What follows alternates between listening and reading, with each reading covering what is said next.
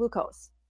And when you've had struggles, like people say, you know, doc, I know Jennifer does a good job, but I got to have something sweet.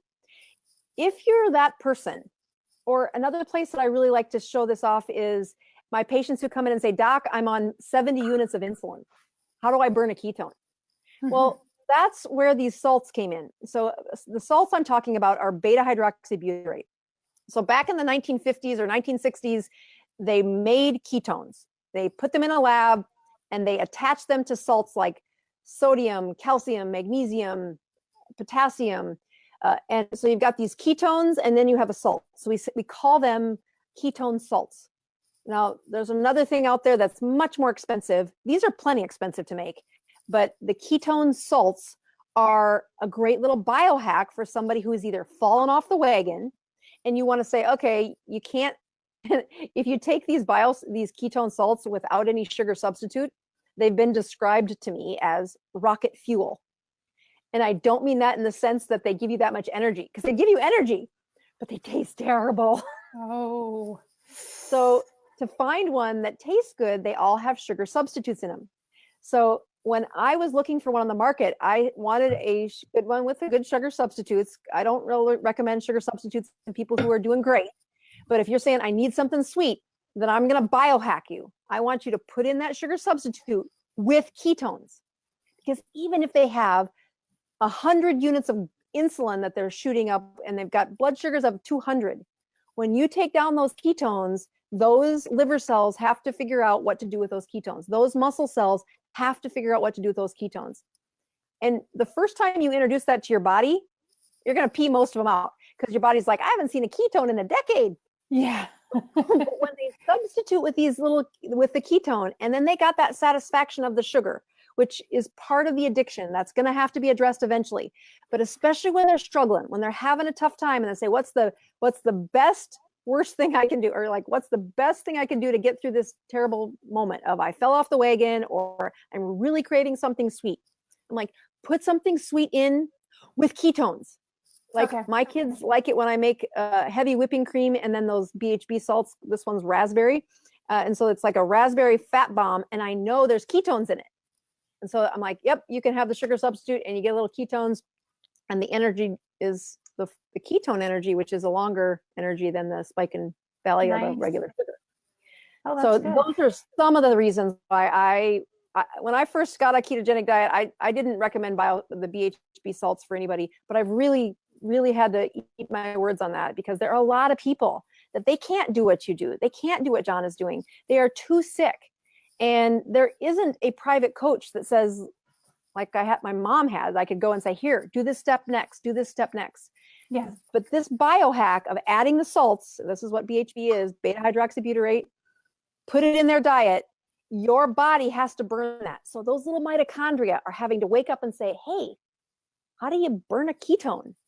So that when they do transition, as they keep dropping that insulin and lowering the carbs, the cells have had those little mitochondria wake up and remember how to burn a ketone. Fasted for 3 days to get to a 25, and then she had a good meal.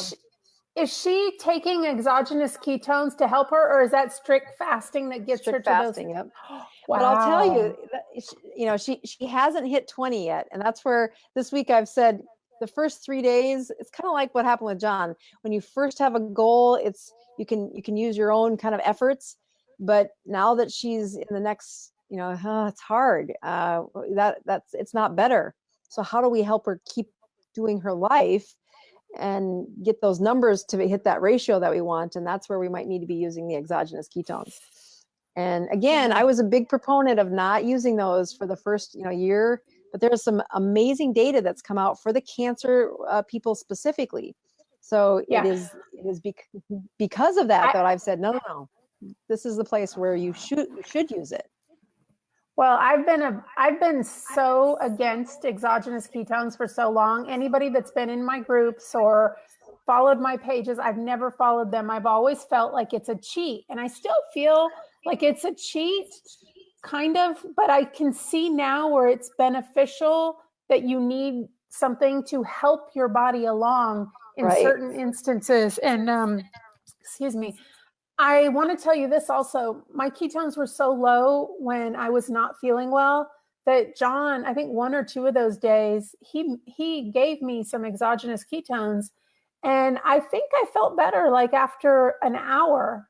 And I didn't test. I never test my blood any more than my morning fasting hour.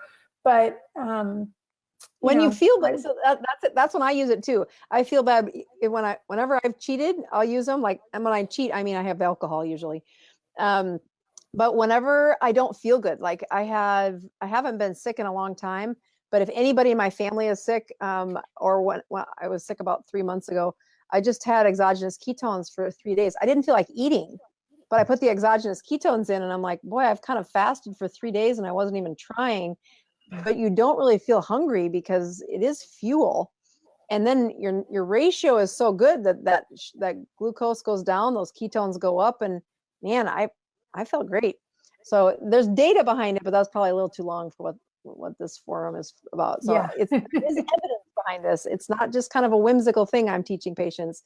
And the cancer stuff is one data research, but also that metabolic health, there is some really good evidence behind the exogenous ketones. I've kind of had to put my foot in my mouth because I was very against them. It's not natural. And I'm like, yeah, well, neither is metoprolol for blood pressure, but we do that all the time. So that's true. That's true. Anyway. Well, if we have any new viewers, where I would have some BHB around. I don't have a lot of that. I think exogenous ketones are helpful for certain times, and this is one of those times. If you have a hangover, or if you have and by I mean carb hangover or a alcohol hangover, the next day, if you feel awful, just have the exogenous ketones. Just use that as go through the next 12 hours of just sipping on that all day long.